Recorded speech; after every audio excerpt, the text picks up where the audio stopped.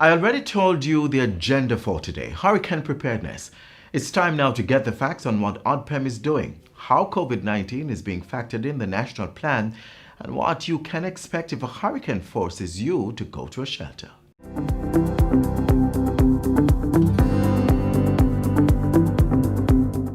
Welcome to Get the Facts, the program that provides you with information on government's policies and initiatives. I'm your host, Enthros Campbell.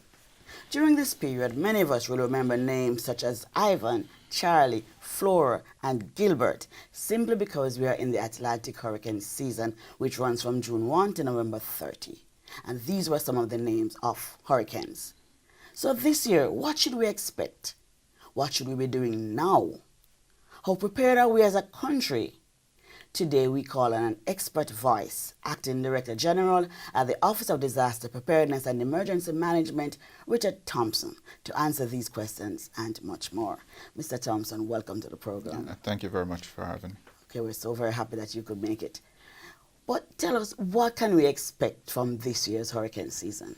Well, this year hurricane season has been forecast to be above normal in terms of the number of events that we will have.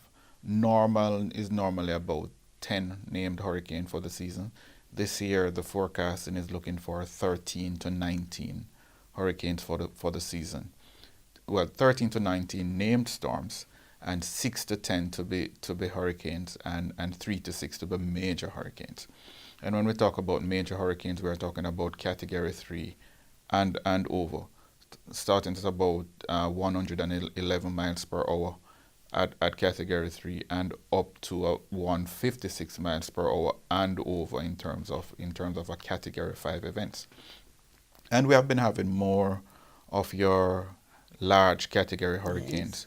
Yes. We see where Bahamas was impacted by a category 5 event that spent hours over Bahamas. Dorian was there for very slow moving system, and it spent a very long time over Bahamas, dumping Bahamas with torrential rain that caused a lot of flooding. So for small island developing state like ours, like Jamaica, it becomes very important to ensure that there is preparedness measures and mitigation measures being employed, not only leading into the season, yes, but way in advance, given our exposure to hurricanes and given our vulnerability. Right. So this year it takes on added significance, because we are not only looking at preparedness for the hurricane season, we are also responding to a global pandemic. Right, we have an outbreak of COVID in Jamaica. Right.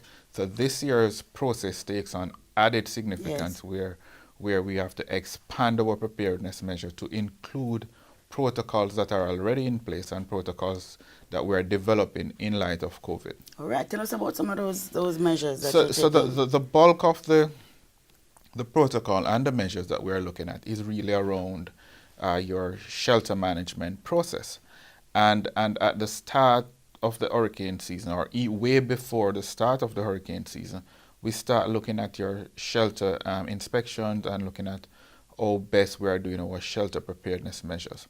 And the shelter inspection is really, it includes the ODPEM, who is the main part of the process, but integral to the process is the local authorities. Yes. No named municipal corporation. A lot of us, probably our age, would know them as parish councils. Yes.